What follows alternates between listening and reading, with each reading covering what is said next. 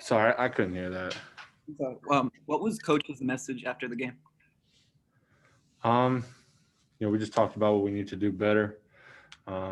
Particularly the effort areas, offensive rebounds, transitions, stuff like that. So, we got to take care of that moving forward, and we know that. So we'll address that tomorrow in a film session and get back to it on Monday. Thank you, Duncan. Next, we go to Ira Winderman.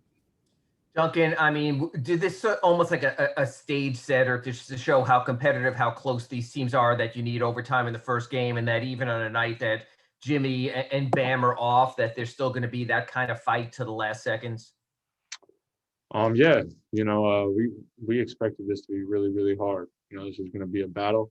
It's two really good teams, two teams that play hard, compete, and have some familiarity as well. So, things aren't going to come easy. We knew that. I thought we had stretches where we really battled, showed some grit, showed some toughness. Obviously, down the stretch there, we weren't able to get it done, but there's definitely some things we're going to learn from and take away from this one and apply for the next one.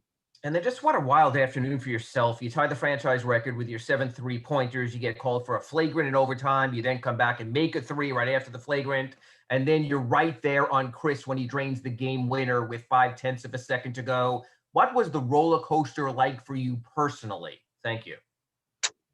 Just focus on doing my job, defensively, being active, being in the right spots, competing on the ball, offensively, just being relentless, being aggressive, flying off the stuff, being hard to guard in that sense.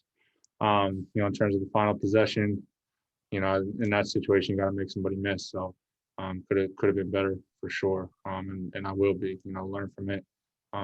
This obviously stings a lot, but, we got to have short-term memory, learn from it, but move forward. Next, we go to Anthony Chang. Hey, Duncan. Obviously, we know what Milwaukee's defense wants to do. They want to make it tougher on the paint. But with the way they were pressuring the ball, is there anything that surprised you with the way they defended you guys today? Some of the switching stuff, we hadn't seen, but nothing like overly surprising. They made some adjustments. We made some adjustments. Tried to do some different things.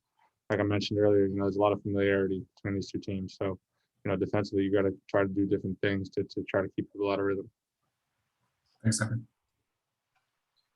Next, we go to Steve with the Associated Press. I was wondering, early in the game with the week-long layoffs since the end of the regular season, it seemed a lot of players were having trouble shooting. You certainly weren't among them. You were on fire from the start. Just how were you able to kind of start off just as such the rhythm you were able to? Just try to focus on taking good shots, being aggressive, not getting too caught up in the result, but, just doing my job in that regard. And, my teammates did a really good job freeing me up, giving me opportunities to be successful. So, just got to maintain, stay with it regardless of what defenses do and try to make adjustments, but just stick with it. Up next, we go to Cooper Moorhead. Again, with Lopez and that drop, it seemed like the trade-off was on display with the shots you were getting, and then the lack of shots the team was getting at the rim, especially on some of those relief play cuts. How do you think that drop coverage worked out? Was it better for you guys, or is there something you guys need to work on that balance? We knew obviously going in that that's what we were going to see. That's what he does, and he's one of the best in the league at it, protecting the rim. And they do a good job of keeping him back there and bullying and muscling him through screens and trying to slide under and make it tough on guards. So it's give and take, right? If he's going to be back there, then there's opportunities for guys to come off if we set good screens and create good action freely. But obviously he's also back there to protect the rim. So we'll see how it goes the rest of the series. It's going to be a series of adjustments, and you're not going to be able to just win doing one thing, and we know that. So that requires us to adjust, adapt, and find a way to win. Including the last regular season game against them, you guys have taken 99 threes total against Milwaukee. Does that feel like what's going to be required? And what did you think of, on balance, the looks you were getting from three? I thought we got good ones tonight. We had stretches where they didn't go in, but like I said, you try not to get too caught up in in the results in that respect. But you know, we know what they want to do, right? It's protect the paint and force those tough twos, and you know, go from there. So you know, it's going to be about adjustments. It's going to be about making shots as well. But you know, really at the end of the day, it's going to be about, can we stop them defensively? You know, be a little bit tougher on that end, rebounds, and do all those things. Thank you. Next, we go to Eli Adams with The Athletic. Hi, Duncan. Can you talk about Goran's performance tonight with 25 points? Oh yeah, G's a gamer. You know, we expect that from him. He's played in a lot of big games and tends to be at his best when the moment's the biggest. So, you know, we count on him, obviously. You know, we feel comfortable with the ball in his hands and, you know, making plays for others, and obviously being aggressive attacking. So expect more of that throughout the series. Next, we go to Yanni Torres with Tab Deportes, Puerto Rico. Hi, Duncan. How would you describe your game during the second half of the game? Sorry, can you ask that one more time? I'm sorry. How do you describe your game during the second half of the game? Oh, the game plan. Sorry. Yeah, you know, at halftime, you know, we needed to make some adjustments, mostly just in the effort areas.